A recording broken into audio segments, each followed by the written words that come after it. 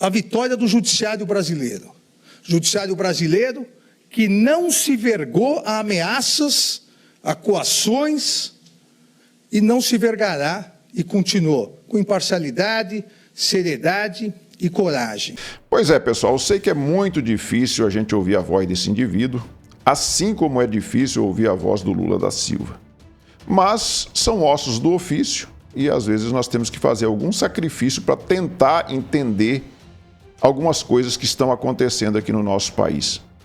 Esse discurso que você viu aí, parte dele, eu vou passar daqui a pouco, eu vou passar ele na íntegra, e você, se tiver estômago para assistir, assista.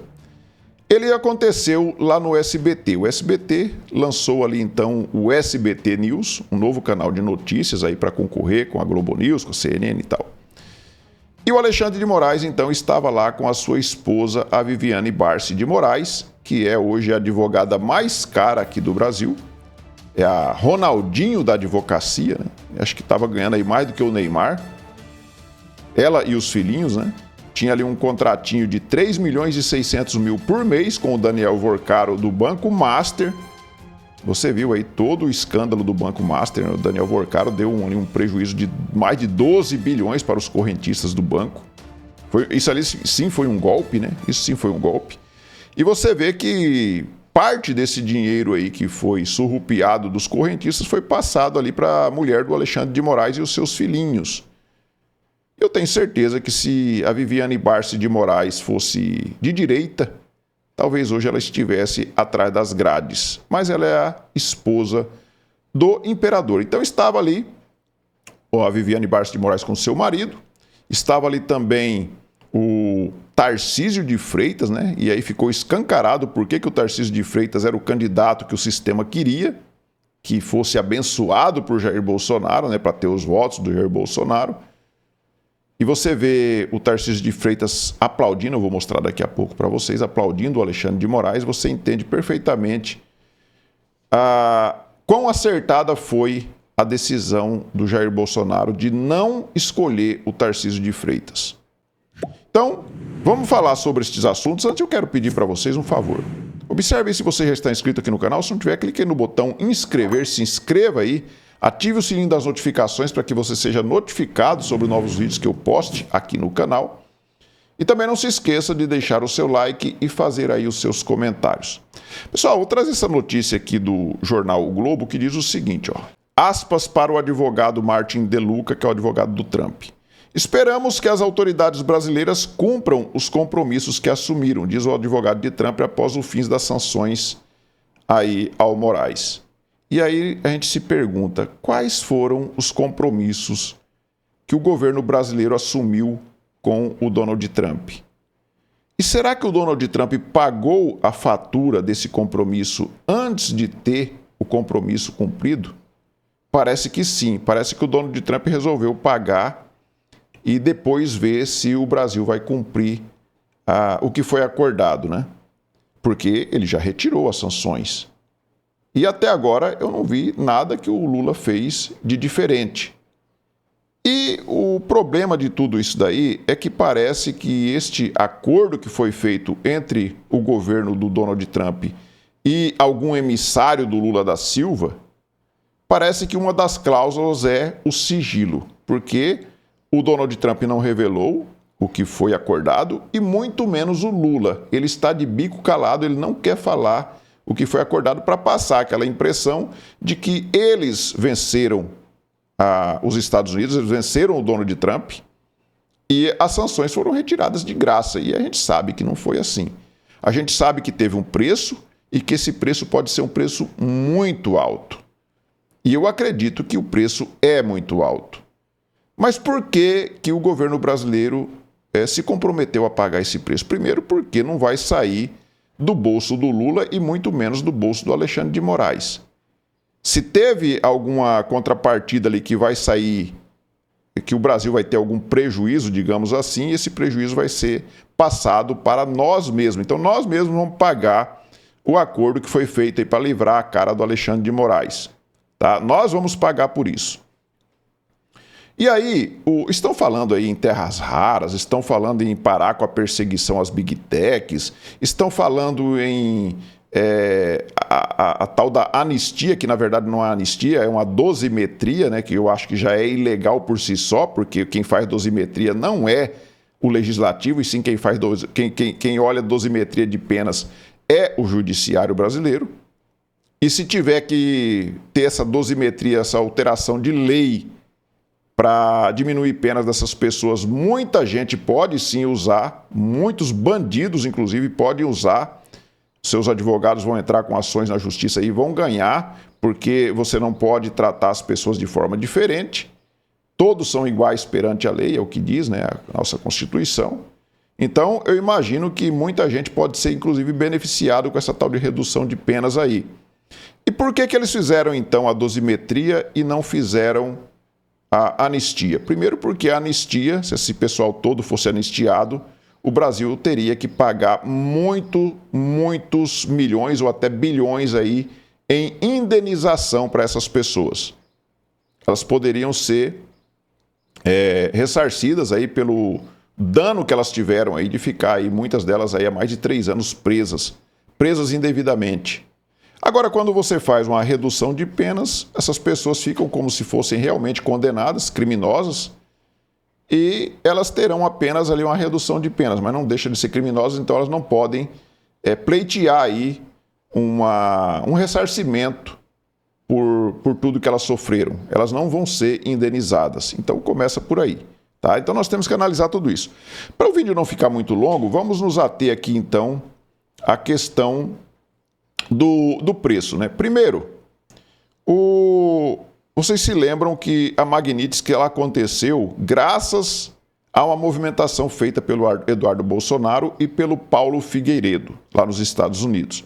Então aí foi dada então essa sanção, aí foi feita essa sanção Magnitsky aí contra o Alexandre de Moraes e a sua esposa por violar direitos humanos. E então o estupim de tudo isso foi o Eduardo Bolsonaro, que foi para os Estados Unidos e está até hoje lá.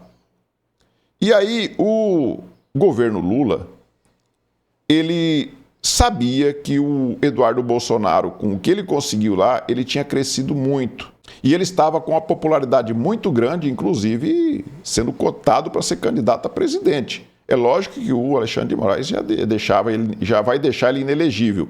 Mas uma das coisas que eles queriam fazer era anular a ameaça Eduardo Bolsonaro.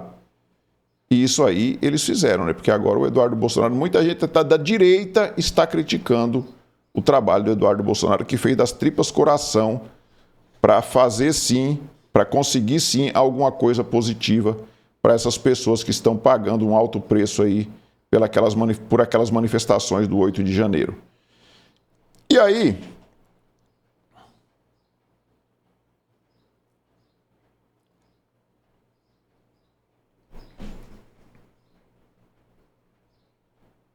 mas vamos assistir aqui, pessoal, vou mostrar aqui o vídeo com a íntegra aqui do discurso do Alexandre de Moraes, e aí nós vamos analisar alguns pontos aqui do discurso do Alexandre de Moraes. E eu não poderia deixar de fazer um breve comentário, agradecendo o empenho que teve, em meu nome, em nome da minha esposa, agradecer o empenho do presidente Lula. Verdade essa é que venceu hoje, presidente.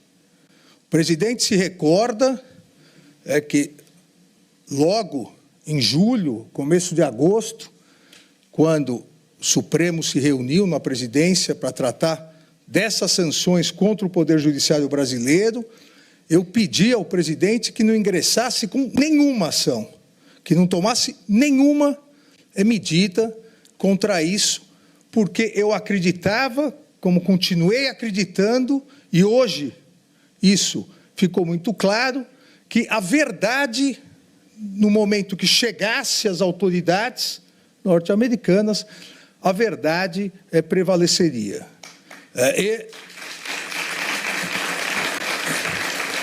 A verdade, com o empenho do presidente Lula e de toda a sua equipe, a verdade prevaleceu. E nós podemos dizer com satisfação, com humildade, mas com satisfação, que foi uma tripla vitória. A vitória do judiciário brasileiro. Judiciário brasileiro que não se vergou a ameaças, a coações e não se vergará e continuou com imparcialidade, seriedade e coragem. A vitória da soberania nacional. O presidente Lula, desde o primeiro momento, disse que o país não iria admitir qualquer invasão na soberania brasileira. Mas mais do que tudo isso, a vitória da democracia. O Brasil chega hoje, no quase final de ano, o Brasil chega dando exemplo de democracia e força institucional a todos os países do mundo.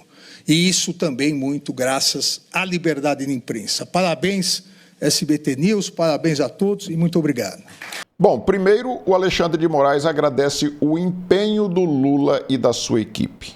Eu não duvido que o Lula tenha se empenhado muito mesmo, porque o Lula deve o fato de estar sentado hoje na cadeira de presidente muito ao Alexandre de Moraes. Alexandre de Moraes e os seus colegas ali da Suprema Corte e do TSE, né? O Benedito do Gonçalves, aquele um que missão dada, missão cumprida e tudo mais. Então nós vimos tudo o que aconteceu. O Alexandre de Moraes prejudicou muito o presidente Bolsonaro durante a campanha eleitoral, favoreceu muito o Lula para que ele conseguisse chegar ali. Então o Lula deve muito ao Alexandre de Moraes. Aí depois nós temos a figura do Joesley Batista. E o Joesley Batista, por outro lado, deve muito ao Lula. Por quê? Porque se ele é o grande empresário hoje, talvez o maior empresário do ramo de proteína animal do mundo, é graças ao dinheiro do BNDES que foi injetado nos cofres da JBS pelo Lula. Então, o Joesley deve muito ao Lula e deve também muita coisa ao Dias Toffoli, porque vocês lembram daquelas multas bilionárias que o Dias Toffoli anulou e parece que do JBS, se não me engano, foi 10 bilhões de reais que foi anulado. E o Dias Toffoli é coleguinha do Alexandre de Moraes. Então você vê que ali há todo um conluio, há toda uma armação dessa turma toda, eles estão sempre juntos ali, tramando contra o povo brasileiro e olhando apenas pelo lado deles, o lado pessoal deles. E o que aconteceu nos Estados Unidos com as sanções aqui, não as sanções contra o Alexandre de Moraes, mas as tarifas, né, que foram impostas aqui ao Brasil, é que a inflação nos Estados Unidos aumentou, principalmente no que diz respeito a carnes, né? E o americano consome muita carne. Parece que subiu cerca de 15% a carne lá nos Estados Unidos. E no ano que vem nós teremos as eleições de meio de mandato, que é as eleições para o parlamento americano. E o Donald Trump vinha perdendo popularidade com isso. Então ele estava muito preocupado com essas eleições do ano que vem. Então, para ele, seria muito bom que negociasse para que o preço dessa carne abaixasse. E ele conversou, sim, com o Joesley Batista. E o Joesley Batista esteve também na Venezuela para tratar sobre o problema lá do Nicolás Maduro, do ditador Nicolás Maduro, para tentar convencer o Nicolás Maduro a deixar o poder na Venezuela. Não sei se isso ainda vai ser cumprido, até agora nada mudou, né? Nada mudou. E aí o Alexandre de Moraes disse que foi uma tripla vitória. Foi a vitória da soberania, a vitória do judiciário e a vitória da democracia. Então você vê a cara de pau do Alexandre de Moraes, né? Ele sabe muito bem, é um cara que tem livros escritos aí sobre Constituição, né? Direito constitucional. E então ele sabe muito bem que ele está cometendo tudo quanto é ilegalidades, ele sabe disso, ele tem a certeza que ele está fazendo isso, mas a cara de pau dessa gente é demais, né? Então ele fala que teve uma vitória, inclusive, da democracia. A vitória foi do Alexandre de Moraes e da ditadura que nós estamos presenciando aqui no nosso país, né? O Alan dos Santos, ele fez essa postagem aqui, porque você viu ali que o Fábio Faria, que é o genro do falecido Silvio Santos, hoje é casado com a herdeira lá do Império, né? Uma das herdeiras do Império do Silvio Santos, e o Fábio Faria foi quem organizou este evento aí. Aí o Alan dos Santos ele diz o seguinte: quando o Fábio Faria me xingou, eu falei que o tempo iria mostrar quem ele era. Lembrando que o Fábio Faria se dizia bolsonarista, né? Disseram que eu estava errado. Ontem ficou claro que quem articulou o Moraes no SBT News foi Esteves, o André Esteves do Banco BTG Pactual, e o Fábio Faria, junto com Lula e Tarcísio. Então você vê que a nata do sistema estava ali e esse evento foi organizado por essa turma. E nós tivemos, inclusive, cinegrafistas ali captando algumas imagens e teve um episódio ali onde o Alexandre de Moraes estava de conversinha no ouvido do Lula. E quando os cinegrafistas se aproximaram para pegar as imagens ali, nós tivemos o fotógrafo do Lula tentando impedir que esses cinegrafistas pegassem, então, captassem essas imagens. E eu não vou colocar o áudio, pessoal, para não dar direitos autorais, porque o áudio é do SBT, tá? Mas você vai ver aqui as imagens, ó. Você vê que o Lula está conversando ali com o Alexandre de Moraes e está ali também o Lewandowski. E aí você vê aqui esse cidadão que é o fotógrafo do Lula que veio tentando impedir que houvesse ali a captação dessas imagens. Agora a curiosidade que fica é para saber, né, o teor da conversa, né? O que será que o Alexandre de Moraes e o Lula estavam conversando ali no pé do ouvido? O Alexandre de Moraes tampando a boca para não ter nem leitura labial. Por que será? Será que se fosse alguma coisa lícita, republicana, democrática, né? Eu acho que não tinha por que tampar a boca para não ser feita a leitura labial, né? E falar ali ao pé do ouvido um do outro, para que o áudio não fosse captado, né? Então, é um negócio muito estranho. E aí é essa republiqueta que hoje nós estamos vivendo, né? Você vê um evento de um lançamento de uma rede de TV, uma rede de comunicação, de notícias, né? Com a participação de um ministro da Suprema Corte, que hoje é considerado o imperador do Brasil. Você vê o presidente da República, a primeira-dama. Você vê a advogada, esposa do imperador, a advogada mais bem paga do Brasil. Você vê o Tarcísio de Freitas, né, que seria o candidato do sistema. Graças a Deus que o presidente Bolsonaro tem essa percepção e agiu corretamente quando não indicou o Tarcísio de Freitas para ser o candidato da direita, né? Então, você vê ali uma reunião, um converscote do pessoal do sistema e a gente sabe muito bem que o SBT News talvez vá ser mais ou menos no mesmo perfil de uma Globo News, de uma CNN. Não vai ter nada de isento ali, porque não tem como ser isento com um lançamento da televisão com a participação dessas pessoas aí que são os donos do país. Você acha mesmo que eles farão alguma coisa para divulgar alguma notícia a respeito da dona Viviane Barsi, por exemplo, como está fazendo agora a Malu Gaspar? É impressionante, né? Como que a Malu Gaspar, que é do Globo, está fazendo isso? Aqui no Brasil acontecem umas coisas muito estranhas, que às vezes fica muito difícil da gente compreender. Peço a vocês novamente que se inscrevam aí no canal se não tiver inscrito, deixe seu like, faça os seus comentários e nós nos vemos no próximo vídeo. Fiquem todos com Deus. Tchau.